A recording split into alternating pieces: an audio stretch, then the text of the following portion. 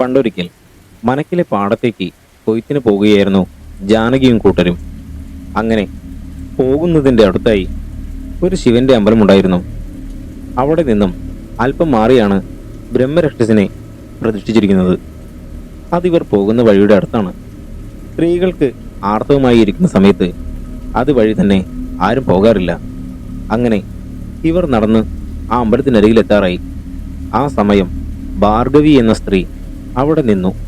ശേഷം മറ്റുള്ളവരോട് പറഞ്ഞു, നിങ്ങൾ ആ വഴി നടന്നോളൂ, എനിക്ക് ആ വഴി വരാൻ കഴിയില്ല, അതുകൊണ്ട് ഞാൻ ഈ തോടിനപ്പുറത്തു കൂടി വരാമെന്ന്.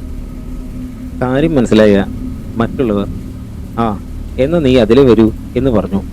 അത് കേട്ട ജാനകി, നിനക്കുള്ളതുപോലെ തന്നെ എനിക്കും ഈ സമയം അങ്ങനെയാണ്, നീ പേടിക്കണ്ട, നീ ഇങ്ങ് പോരെ, നമുക്ക് ഈ വഴി തന്നെ പോവാമെന്ന്. മനുഷ്യർ നടക്കുന്ന വഴിയിലല്ലേ ഇങ്ങനെയൊക്കെ നോക്കണേ എന്നൊക്കെ പറഞ്ഞ് അവർ അവിടെയുള്ള ആ പ്രതിഷ്ഠയെ കളിയാക്കും വിധം പലതും പറഞ്ഞു. എന്നാൽ ഇതൊന്നും മറ്റുള്ളവർ അംഗീകരിച്ചു കൊടുത്തില്ല. ഭാർഗവി അടുത്ത വഴി മാറി നടന്നു. എന്നാൽ ജാനകി എന്ന് പറഞ്ഞ ഈ സ്ത്രീ ഈ പ്രതിഷ്ഠയിരിക്കുന്ന വഴിയെ തന്നെയാണ് പോയത്.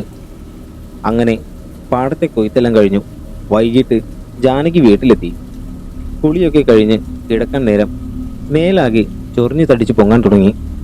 ഇതെന്താണ് ഈ സമയത്ത് ഒരു വല്ലാത്ത ചൊറിച്ചൽ? ഇപ്പോൾ കുളിയൊക്കെ കഴിഞ്ഞതിലേ ഉള്ളൂ അവർക്ക് തോന്നി. എന്നാൽ വീണ്ടും വീണ്ടും അവർക്ക് ദേഹം മുഴുകെ ചൊറിയുകയാണ്. സഹിക്കാൻ കഴിയാതെ അവർ വീട്ടിൽ നിന്നും ഇറങ്ങി. അടുത്തുള്ളൊരു കോറിയുണ്ട്.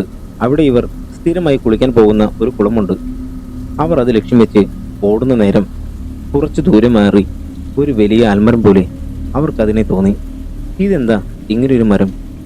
ഇവിടെ ഇതുവരെ ഇങ്ങനെയൊരു മരത്തെ കണ്ടിട്ടില്ല. അവർ അതിനെ ശരിക്കും നോക്കിയതും അതൊരു ഉഗ്രരൂപിയായി മാറുന്നത് അവർ ശ്രദ്ധിച്ചു.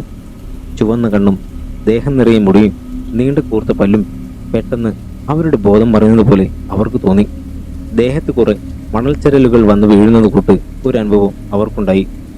പിറ്റേ ദിവസം അവർക്ക് ബോധം വന്നപ്പോൾ അവർക്ക് വസൂരി എന്ന രോഗം പിടിപെട്ടിരിക്കുന്നു. അതറിഞ്ഞ ഇവരുടെ അന്നത്തെ ശേഷ്ടയറിയാവുന്ന സ്ത്രീകൾ ഇവരുടെ വീട്ടിലേക്ക് വന്ന് ഇവരുടെ വീട്ടുകാരോട് കാര്യം പറഞ്ഞു. അങ്ങനെ ശിവന്റെ അമ്പലത്തിലെ തിരുമേനിയെ വിവരമറിയിച്ചു.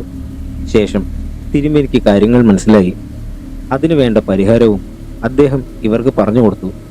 ഇവരുടെ ദീനവും പെട്ടെന്ന് തന്നെ ഭേദപ്പെടുകയും ചെയ്തു. ശേഷം ബ്രഹ്മരക്ഷസിന് പായസം കഴിച്ചു. അവിടെ ചെന്ന് തെറ്റ് ഏറ്റുപറയുകയും മാപ്പ് പറയുകയും ചെയ്തു. ജാനകി എന്ന ഈ സ്ത്രീ ഇവരുടെ മരണം വരെ ഒരിക്കലും ബ്രഹ്മരക്ഷസിനെ മുടക്കാതെ പായസം കഴിക്കുമായിരുന്നു.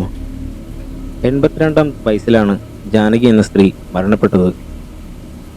അവരുടെ മരണം വരെ അവർ ബ്രഹ്മരക്ഷസിന് പായസം കഴിക്കുമായിരുന്നു. ജാനകി എന്ന സ്ത്രീയുടെ ചെറുപ്പകാലത്ത് നടന്ന അവരുടെ ഒരു അനുഭവകഥയാണിത്. ഈ അനുഭവകഥ നിങ്ങൾക്ക് ഇഷ്ടപ്പെട്ടു എന്ന് കരുതുന്നു. എന്നാൽ അടുത്തൊരു അനുഭവകഥയുമായി നമുക്ക് വീണ്ടും കാണാം. See you soon.